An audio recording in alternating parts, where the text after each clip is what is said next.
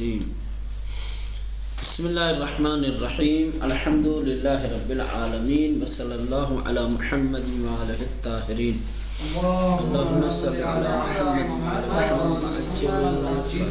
بحث چل رہی تھی حضرت ابراہیم علیہ السلام کے مناظرات اور آپ کی ستارہ پرستوں، چاند پرستوں اور سورج پرستوں کے ساتھ جو گفتگو ہوئی ہے، جو مناظرات ہوئے ہیں اس کے سلسلے میں.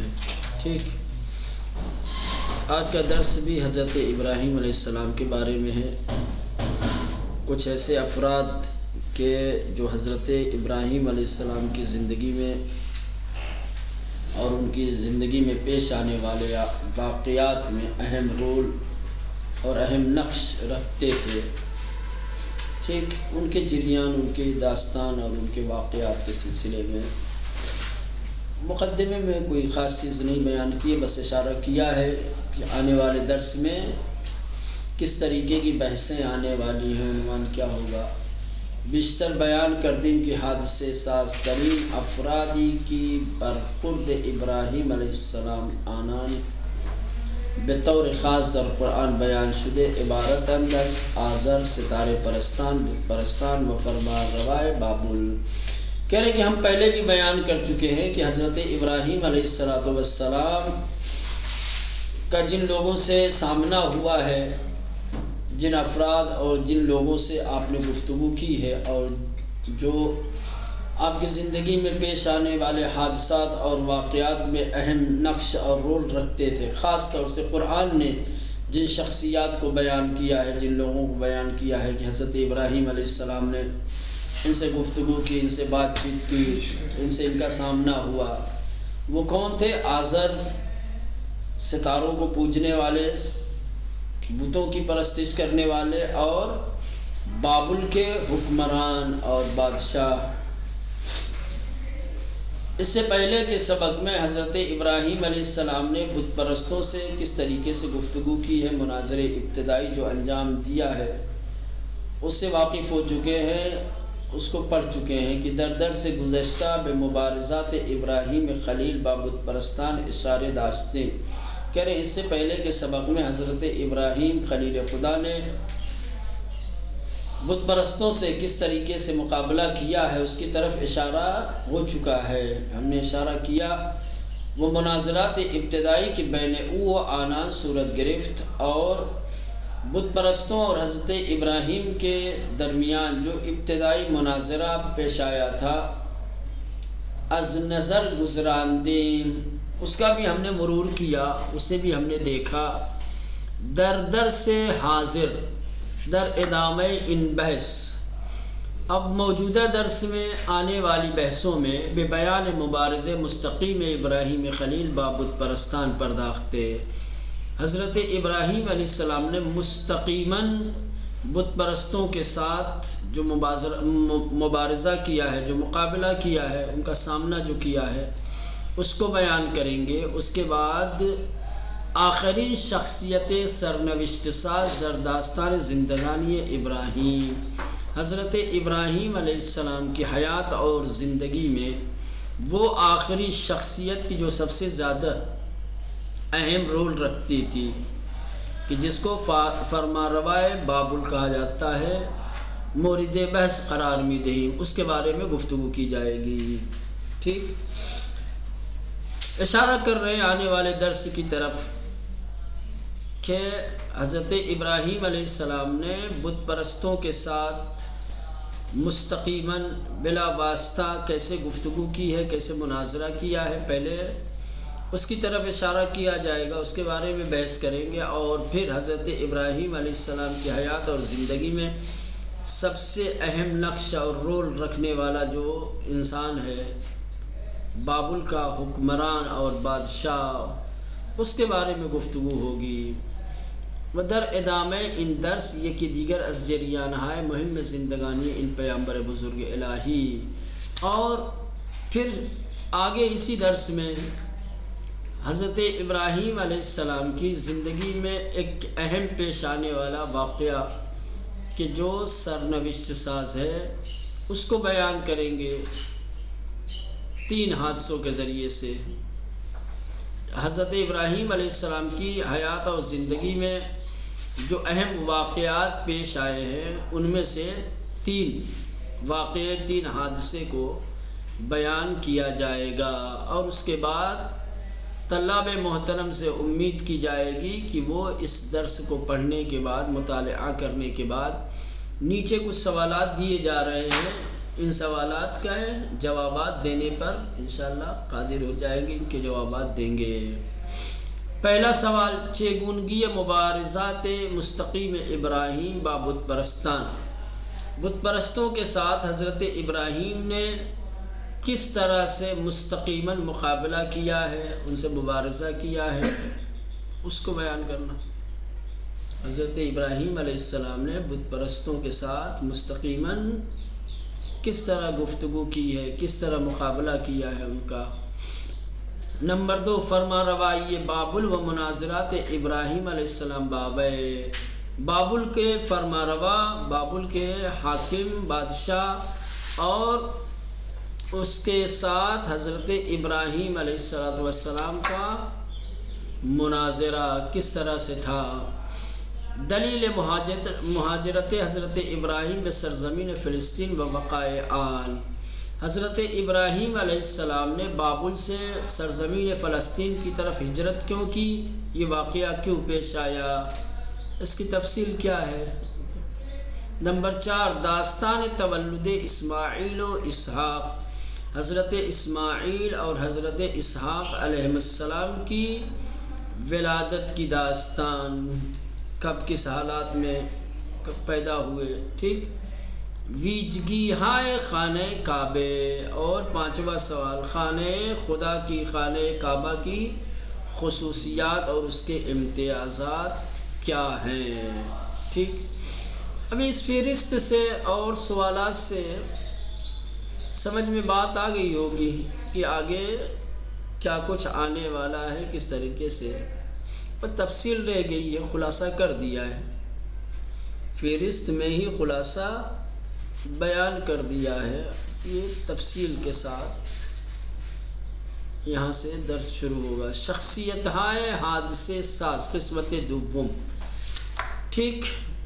حادثے ساز شخصیتیں جن کی بدولت، جن کی وجہ سے حادثے رونما ہوئے، واقعات پیش آئے ہیں، جو لوگ حضرت ابراہیم علیہ السلام کی حیات اور زندگی میں ایک اہم واقعے یا حادثے کا سبب بنے ہیں، جن کی وجہ سے اہم حادثات رونما ہوئے ہیں، ٹھیک۔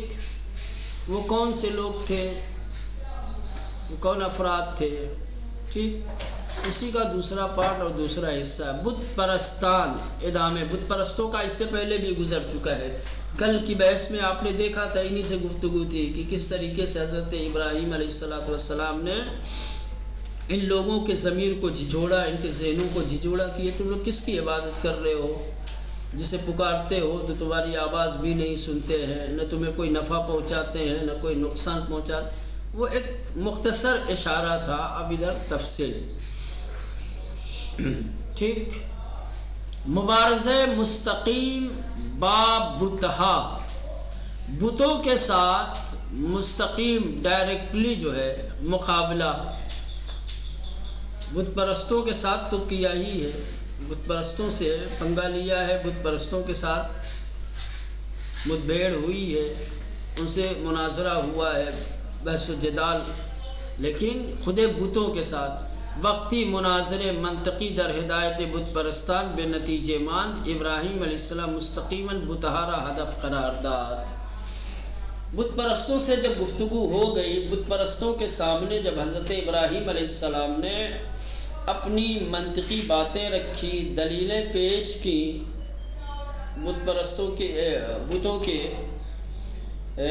بے منفعت اور بے فائدہ ہونے کی، کہا کہ یہ رب نہیں ہو سکتے، رب ہونے کے لیے 2 چیزیں ضروری ہے، ایک یہ کہ انسان کے نفع و نقصان کا مالک ہو وہ، دوسرے رزق کا اختیار اس کے ہاتھ میں ہو، یہ سب چیزیں ان میں نہیں پائی جاتی ہیں۔ لیکن اپنی اس منطقی باتوں سے بھی جب حضرت ابراہیم علیہ السلام بت پرستوں کو قائل نہیں کر پائے، یوں کہا جائے کہ بت پرست جب قائل نہیں ہوئے، حضرت ابراہیم علیہ السلام کی منطقی بات جب ان کے ذہن میں نہیں آ پائی، مطمئن نہیں ہوئے، دیکھا کہ بھائی کوئی نتیجہ نہیں نکل رہا ہے میری گفتگو کا، میری دلیلوں سے ان کے اوپر کوئی اثر نہیں ہو رہا ہے، تو پھر آپ نے بتوں کی طرف رخ کیا ہے، کہا بت پرستوں کو چھوڑو، نہ رہے گا بانس نہ بجے گی بانسری، اب سیدھے سیدھے ان کے خداؤں سے مقابلہ ہوگا، اب بتوں سے مقابلہ ہوگا، لہذا سیدھے آپ نے بتوں کو ہدف قرار دیا، بتوں کی طرف متوجہ ہوئے، اور پھر وہ واقعہ کس طریقے سے جا کر کے ان کے معبد میں ان کے بتوں کو توڑا ہے۔ وقتی مناظر منطقی در ہدایت بت پرستان بے نتیجے ماند، جب بت پرستوں کی ہدایت کے سلسلے میں حضرت ابراہیم علیہ السلام کا منطقی مناظرہ بے نتیجہ اور بے اثر ظاہر ہوا، تو ابراہیم علیہ السلام سیدھے بتوں کی طرف متوجہ ہوئے، اور پھر یہ تمام چیزیں مبارز مستقیم ابراہیم بابتا، طرح مبارزہ، اجراء طرح، تثبیت حقانیت ابراہیم، حکم دادگاہ، مناظرے، نتیجے محاکمے علنی ابراہیم، یہ تمام چیزیں جو ہے یہ بتوں کی طرف توجہ دینے کے بعد، بتوں کو ہدف قرار دینے کے بعد یہ تمام چیزیں سامنے آئی ہیں۔ کس طریقے سے طرح مبارزہ، کس طریقے سے آپ نے مقابلہ کرنے کے لیے طراحی کی ہے، نقشہ بنایا ہے،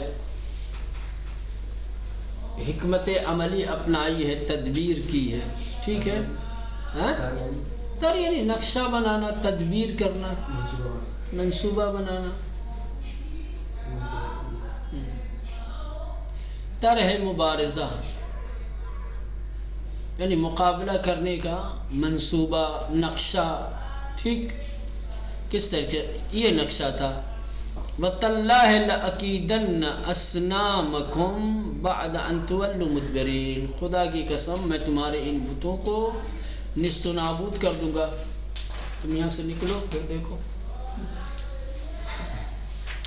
ابھی تم لوگ یہاں پہ، ابھی تم لوگ یہاں پہ ہو تو میں بھی تھوڑی دیر صبر کر رہا ہوں، جب تم یہاں سے چلے جاؤ گے، پلٹ جاؤ گے، جب معبد خالی ہو جائے گا تو میں تمہارے خداؤں کا کیا حل کرتا ہوں پھر دیکھنا۔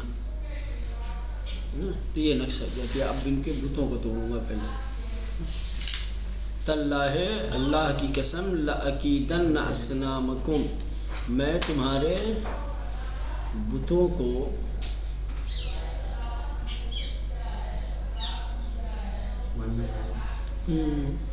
ان کے ساتھ میں کچھ نہ کچھ کروں گا۔ بعد ان تولوا مدبرین، جب تم لوگ اپنی پشت کر کے چلے جاؤ گے، یعنی جب یہاں سے واپس چلے جاؤ گے، پھر جاؤ گے یا نہیں رہو گے، تو میں ان کی تدبیر کرتا ہوں، ان کے کس طریقے سے خبرگیری کرنی ہے۔ نقطہ آئے نشان می دہد کی مردم آن شہر، گاہ گاہی دست جمعی بے بیرون شہر می رفتند۔ کہہ رہے ہیں کہ اس آیت سے یہ پتہ چلتا ہے کہ جو شہر کے افراد تھے وہ کبھی کبھی ایک ساتھ شہر سے باہر جاتے تھے۔ حضرت ابراہیم علیہ السلام نے جو یہ کہا ہے کہ جب تم لوگ یہاں سے چلے جاؤ گے تو میں تمہارے بتوں کی خبرگیری کروں گا، اس سے یہ پتہ چلتا ہے کہ لوگ کیا ہے، وہاں خلوت ہوتی تھی، شہر میں معبد خالی ہوتا تھا، لوگ وہاں سے وقتی طور پہ جمع ہو کر کے قافلے کی شکل میں، کاروان کی شکل میں باہر جاتے تھے۔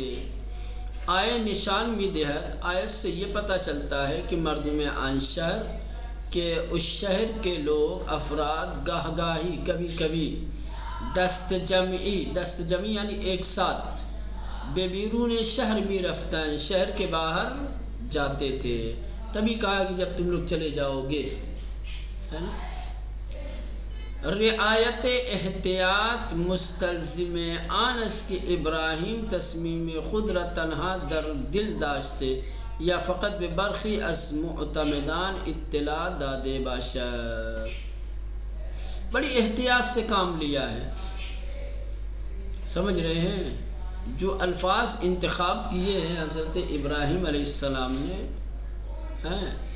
ان الفاظ کے انتخاب میں آپ کا احتیاط بہترین طریقے سے ظاہر ہو رہا ہے کہ حضرت ابراہیم علیہ السلام نے کیا ارادہ کیا تھا، کس چیز کا قصد کیا تھا، وہ صرف ان کے دل میں تھا، اپنے ارادے اور اپنے مقصد سے کسی کو آگاہ نہیں کیا تھا۔ یا یہ کہ جو لوگ آپ کے معتمد تھے، جن پر آپ کو بھروسہ تھا اور آپ جن پر بھروسہ کرتے تھے، آپ نے شاید ان لوگوں کو اپنے مقصد سے آگاہ کیا ہوگا۔ رعایت احتیاط، احتیاط کی رعایت، احتیاط ہونا چاہیے، احتیاط کی پابندی ہر جگہ ہونی چاہیے۔ بلا دیکھیں گا خدا کی قسم، لَأَكِيدَنَّ نہیں کہا کہ میں مثلا یہ کر دوں گا وہ کر دوں گا، لَأَكِيدَنَّ کا مطلب ہے تدبیر کرنا، سمجھ رہے ہیں؟ تدبیر کرنا، حکمت عملی، نقش بندی، یہ تدبیر انسان کے ذہن میں ہوتی ہے، انسان کے دل و دماغ میں ہوتی ہے نا۔ میں کہا کہ میں توڑ دوں گا، میں ان لوگوں کو باہر نکال دوں گا، میں تدبیر کروں گا، سوچوں گا کیا کرنا ہے مجھے۔ رعایت احتیاط، احتیاط کی پابندی، احتیاط کی رعایت مستلزم آن است کے، اس بات کا مستلزم ہے کہ ابراہیم علیہ السلام تصمیم خود را، اپنے ارادے کو، اپنے ہدف اور مقصد کو تنہا در دل داشتے، صرف اپنے دل میں رکھتے تھے۔ چونکہ حضرت ابراہیم علیہ السلام اپنے مقصد کو، اپنے ارادے کو اپنے دل کے اندر رکھتے تھے، اسی لیے آپ نے بڑی احتیاط سے کام لیا ہے۔ یا فقط بے برخی از معتمدان اطلاع دادے باشند، یا ہو سکتا ہے بس وہ کچھ ایسے افراد کہ جو معتمد تھے، جن پر آپ کو اعتماد تھا، انہیں ہو سکتا ہے کہ آپ نے اپنے مقصد سے آگاہ کیا ہو، انہیں اطلاع دی ہو۔ بھی تو ادھر نقشہ کیا تھا، سمجھ رہے ہیں؟ نقشہ ابھی دل میں تھا، ابھی صرف کہا ہے کہ ہم تدبیر کریں گے، اجراء طرح، اب اس نقشے پر عمل۔ فَجَعَلَهُمْ جُزَازًا إِلَّا كَبِيرًا لَهُمْ لَعَلَّهُمْ إِلَيْهِ يَرْجِعُونَ، یہ ہے سورہ مبارکہ انبیاء کی آیت نمبر 58۔ اب یہاں جو نقشہ آپ نے بنایا تھا، دل میں جو آپ نے قصد و ارادہ کیا تھا، اس کو عملی جامہ پہنایا۔ فَجَعَلَهُمْ جُزَازًا، بس انہیں ٹکڑے ٹکڑے کر دیا، ریزے ریزے کر دیا، الا کبیر لہم، سوائے جو ان میں بڑا تھا۔ جتنے بت تھے تمام بتوں کو ٹکڑے ٹکڑے کر دیا، صرف بڑے والے کو چھوڑ دیا۔ لعلہم الیہ یرجعون، شاید یہ لوگ اسی کے ذریعے سے کیا ہے پلٹ جائیں۔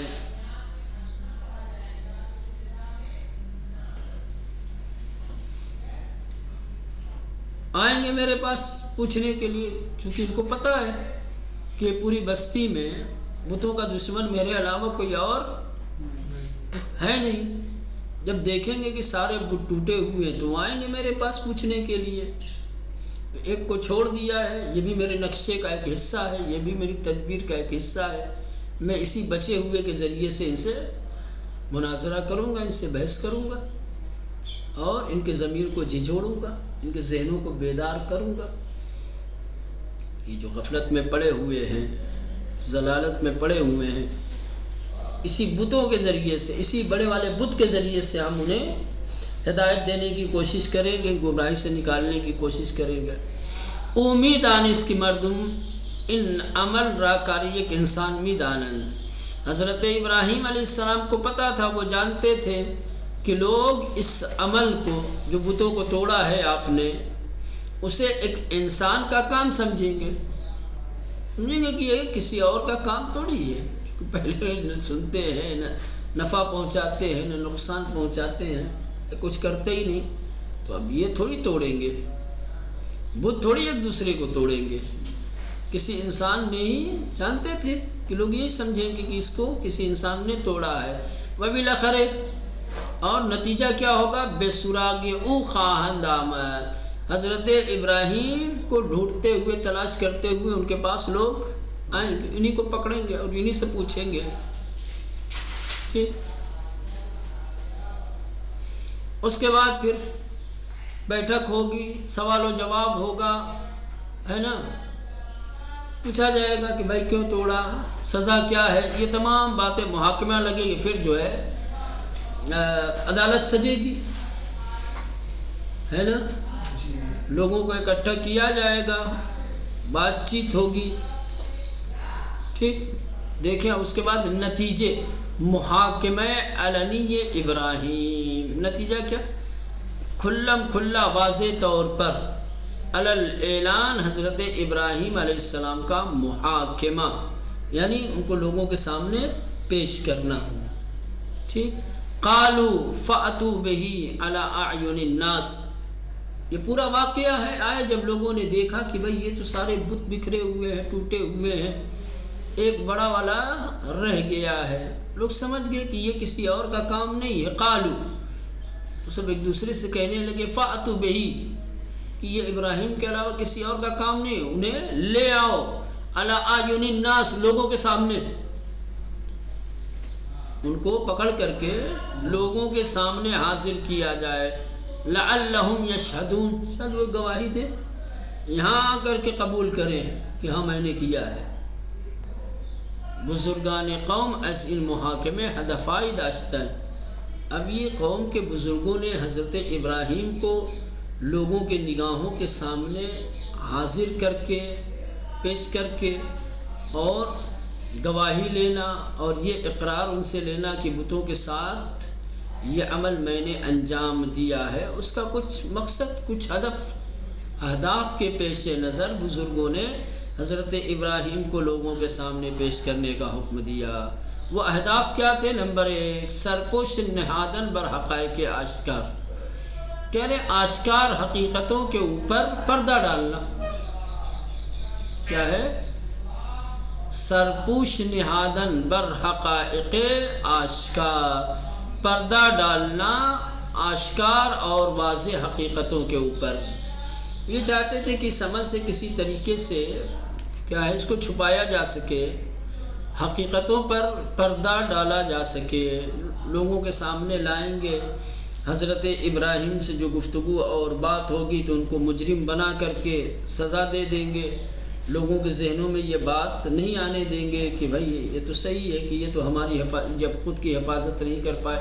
یعنی اس جریان اور اس واقعے سے ہم قوم والوں کو بہکنے کا مطلب یہ کہ بت پرستی سے توحید کی طرف جانے نہیں دیں گے، کیونکہ اب واقعہ جو حقیقت ہے بالکل آشکار ہو چکی تھی. ابھی تو صرف زبان سے کہتے تھے کہ یہ کسی کام کے نہیں ہے، اب تو باقاعدہ طور پہ لوگوں کے لیے بھی ہاں بھائی کسی کام کے نہیں، کسی کام کے ہوتے تو کم سے کم اپنی حفاظت کر لیے ہوتے.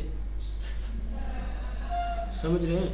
تو یہ آشکار جو حقائق تھے ان پر پردہ ڈالنے کے لیے. نمبر 2، منحرف کردن اذہان عمومی از حقیقت و مشغول کردن مردم بے امور واہی. اور کیا ہے؟ عوام الناس کے اذہان کو منحرف کرنے کے لیے، عوام الناس کی ذہنیت کو، ان کی سوچ کو دوسری جہت دینے کے لیے، حقیقت سے منحرف کرنے کے لیے. عوام الناس کی ذہنیت کو، ان کی سوچ کو حقیقت سے منحرف کرنے کے لیے اور ایک بیہودہ بات میں لوگوں کو مشغول کرنے کے لیے. بے مطلب کی واہی، یعنی ہاں بیکار، بے منفعت، ہاں بیہودہ.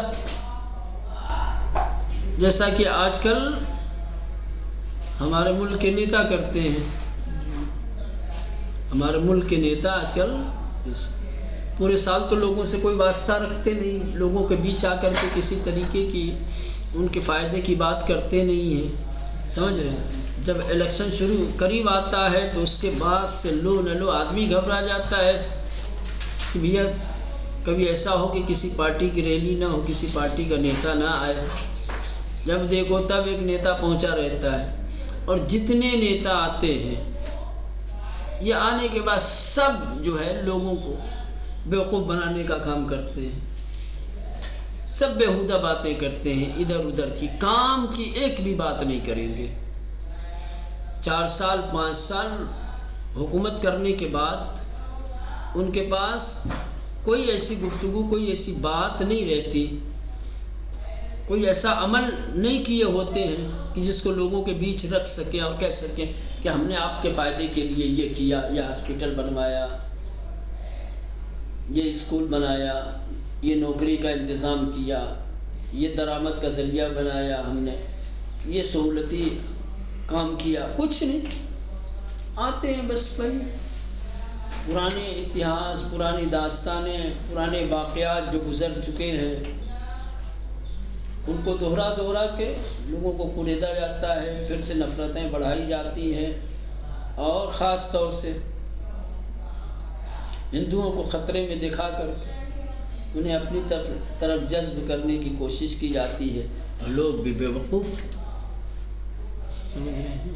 ابھی آج دیکھو نا ہمارے ہندوستان میں جگہ جگہ منچوں سے جو ہے ہندوؤں کے ذہنوں میں یہ باتیں ڈالنے کی کوشش کی جاتی ہے کہ ہم خطرے میں ہیں، یہ قانون بنایا جائے، وہ قانون بنایا جائے، مسلمانوں کی آبادی کو روکا جائے، تھاما جائے، وإلا ایسا ہوگا ویسا ہوگا، ہے نا، تمہیں نابود کر دیا جائے گا، تمہیں مٹا دیا جائے گا، تمہیں کوئی بچانے والا نہیں ہوگا. کسی نے بڑی اچھی بات کہی کہ 250 سال جو ہے مغلوں نے ہندوستان پر راج کیا، حکومتیں کی. مغلیہ حکومت ہندوستان پر تقریباً 250 سال رہی ہے. ان 250 سال میں تو ہندو خطرے میں نہیں تھے. آج اکثریت تمہاری ہے، حکومت تمہاری ہے، اقتدار تمہارے ہاتھ میں ہے، پھر بھی تم خطرے میں.